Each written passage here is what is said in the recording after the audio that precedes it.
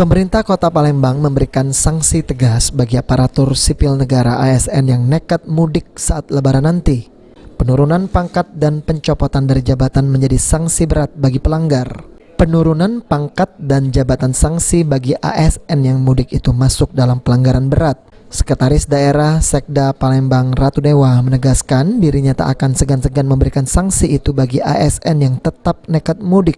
Hal itu menunjukkan ASN tidak patuh terhadap aturan dan kebijakan pemerintah dalam memerangi virus corona atau COVID-19 yang tengah mencekam. Ia menambahkan larangan mudik tidak berlaku dalam urusan mendadak seperti musibah atau keluarga yang meninggal dunia. Para ASN diperbolehkan mudik dengan catatan harus mendapatkan izin dari pimpinan dan melengkapi surat keterangan sehat dari dokter atau rumah sakit. Ada sanksi ringan, ada sanksi berat, bahkan ada sanksi tegas.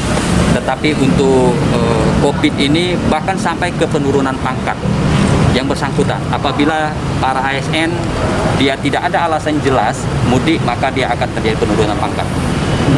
Tidak ada alasan jelas ya untuk pangkat? Iya, alasannya jelas itu contoh begini.